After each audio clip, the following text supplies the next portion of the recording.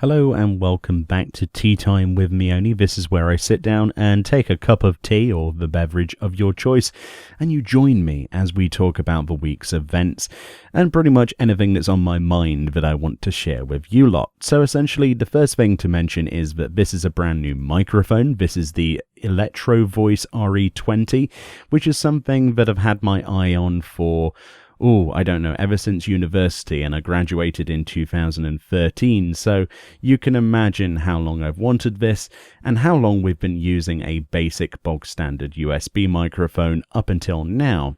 For those of you who don't hear any difference, that's probably because at the moment we're not really putting that much power through this microphone, but when I get the mixing desk that I've got my eye on again for next month, then we should have some significant improvement in terms of the warmth and clarity of the productions that this microphone allows.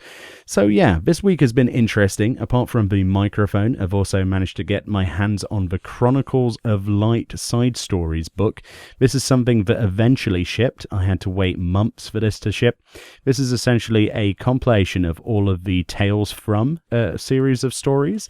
So we have Tales from the Calamity, Tales from the Dragonsong War, Tales from the Calm, Tales from the Storm, which I've already done videos on, but unfortunately there isn't Tales from the Shadows, but I'm sure they'll release that again in the future. And essentially it's quite a nice book.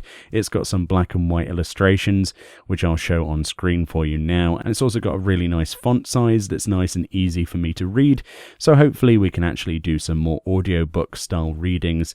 Well, if people want them, of course. Obviously, I'm not going to make stuff if people don't want that, because obviously, you know, having stuff read to you is a niche thing, isn't it, in particular. So also this week we had the live letter on the Saturday, which is technically the Sunday for me, and I did a couple of videos on that, but effectively what my thoughts about it are there are essentially a lot of things on paper that we have to get excited about, especially the new Ultimate Raid, but also there is a few things that I'm a little bit concerned that they're putting too much effort or time into, and that's Blue Mage. In particular, if they were going to put extra development time into Blue Mage, I would have preferred them if they had created something completely new and exciting, as opposed to just putting in the Blue Mage log system. For reference, if you missed the live letter or the breakdowns, or might have seen on YouTube rather, that actually covered this, Blue Mage Log is a brand new way of essentially grouping with other Blue Mages, and at level 60, so you've got a new level cap, and you essentially have like a challenge log system that says complete X dungeon or complete X challenge or kill so many of such and such somewhere in the world with other Blue Mages. So it remains to be seen how this is necessary that you will need other players. That's one thing in particular I didn't really understand from the live letter, how Blue Mage Log is going to require other players. Why is it not simply a case of you going straight into the dungeon unsynced and doing it yourself? Is it that they want people to go in there and completely massacre something? But then again, there doesn't seem to be like a time limitation system, like a challenge mode version of those dungeons just for Blue Mage. It just looks to be like the regular dungeon, because it's just going to be a case of pressing one button, isn't it? Or final stinging your way through bosses, something like that. Really, I'm hoping that some of the Heavensward related skills are interesting. I'm always quite excited about Blue Mage, like I was last time, about the ability to learn skills and off what monsters, and that's sort of like the only real challenge that kind of keeps you busy in Blue Mage content, but past that there really isn't anything. So adding a log, sort of like a challenge log system, this Blue Mage log, to do previously existing content is a little bit of a bummer, to say the least. But at the same time, I don't want them to develop too much time and effort into making it so that you can learn all these spells and abilities and go through dungeons and do Blue Mage specific content and quests, and the Mass Carnival gets an extension as well, I forgot to mention, if there's no real use for them still at endgame, at their level 60 endgame, regardless of, you know, anything else. So yeah, I'm a little bit on the fence with Blue Mage. That's the one thing out of all of the live letter that I just went, Blue Mage, when is it going to stop? And I think a lot of people collectively are kind of in the same boat. I might be wrong, you might be watching this and going, what is he doing? He's moaning about Blue Mage. I love it. I love the iteration. Whereas it's still my firm belief that a lot of people are filled with disappointment about Blue Mage and would like something brand new for them, or for them to just completely forget about it and not update it again and put money and time into something else. So what would I really do to sort of improve the Blue Mage situation? Well, the level cap's a good idea, and keeping it behind the current content thing is a thing, but maybe we could look into Blue Mage PvP or, something like that, like whoever can get the most kills, that sort of thing. It would be insane. Limit it to only Blue Mages. I'd be up for that. That would be exciting. That would be fun. It'd be interesting to see what abilities were OP, as in all of them, and see who could get them off first. It would just be a massacre. We need something like that gets us interested. Sort of take a game mechanic and a formula that we're used to that's fun but slow, and then reintroduce it with Blue Mage and make it overpowered, fun, and ridiculously fast. Like, can you imagine Wolf's Den, like the Feast, with Blue Mages?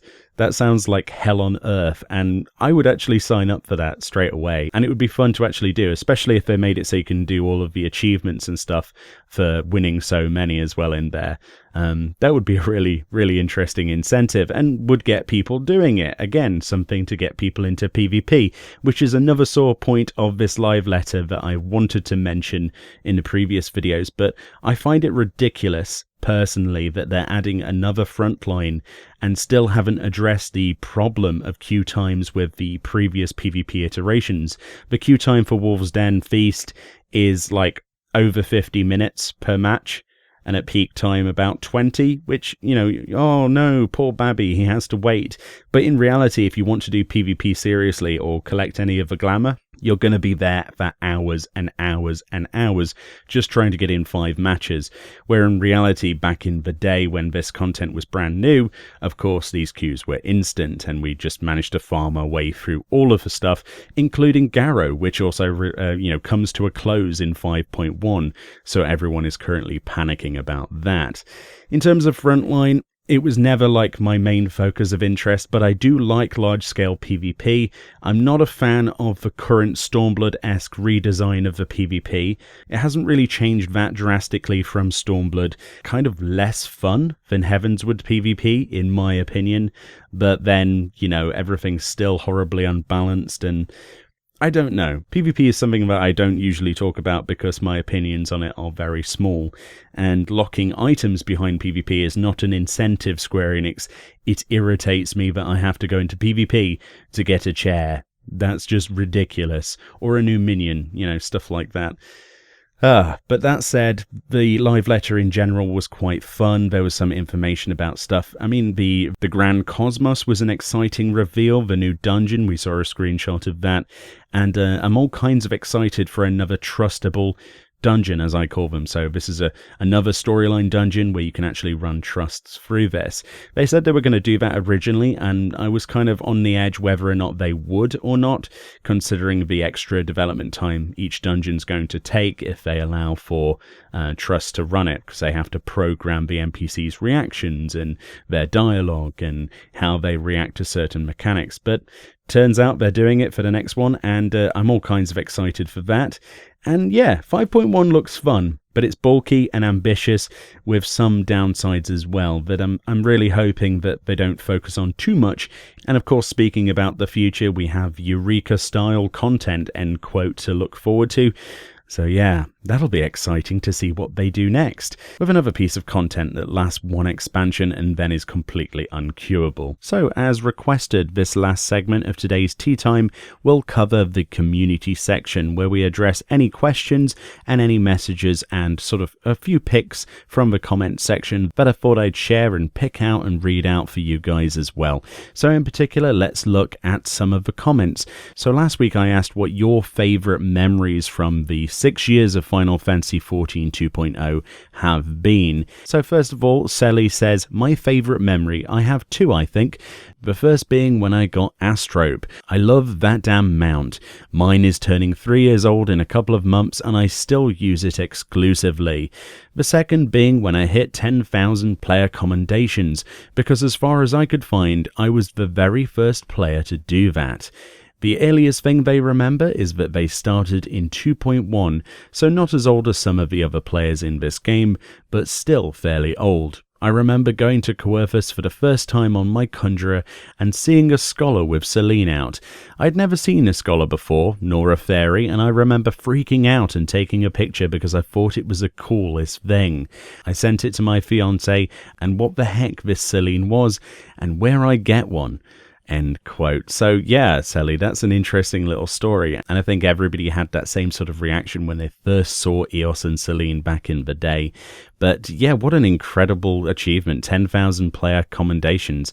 I'm not sure I'm even close to 10,000 and I've played since the open beta, since release of the actual game. So yeah, grats on that. Astrope, so hats off to you for helping other players through the game, and indeed those commendations are well worth it, I'm sure. Venon Lacey says, my earliest memory from 14 is from 2.0, when I used to level Paladin. I remember pulling as many monsters as I could and quickly realizing that was a bad idea.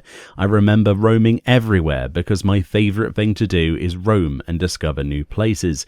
I played back in 1.0, but I don't remember a lot of it. So yeah, I think when it comes to 1.0, a lot of the areas are not that memorable because they copied and pasted a lot of the scenery. I remember my experience from 1.0 was very similar to that, just getting lost and going, yeah, I don't really remember anything from it, getting confused and having to Wikipedia everything. That's something I strongly remember from 1.0.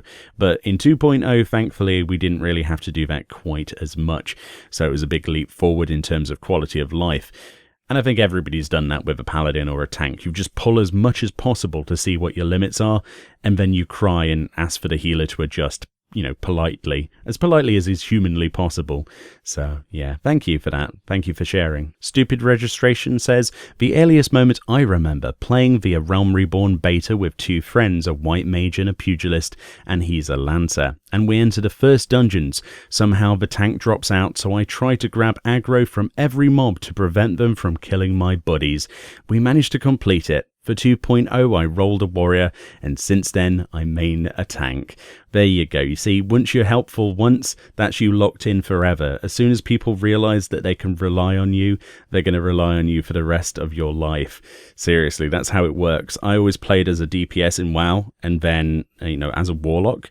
And as soon as I went healer to help out, because we had a lack of healer, and instead of recruiting one, we decided it would be faster for me to level one up and gear it, which, believe it or not, worked out quite well. As soon as I was healer, the loot came out of the sky. I was able to get more RNG with my rolls. It was like the earth was telling me, you are a healer, and from now on, you shall always be a healer. So I certainly know that, and what a fantastic memory. You always get those memories of, like, the old aggro system. So, yeah, I'm not sure we're going to have the same sort of experiences now that threat has been changed. Sort of enmity is a lot easier to obtain in Shadowbringers, but hopefully people will still have that same sort of hair-raising experience that you have obviously experienced as well.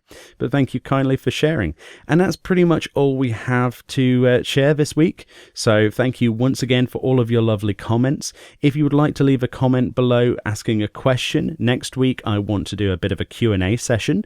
So of course, feel free to leave your message below. And if you could put question in capitals or like question in brackets or something, or just question before your actual question, then I'll be able to answer that live on here. Well, I say live, but live when I'm recording it. Either way, thank you kindly for watching all of this week's videos and indeed last, and I'll see you all next time.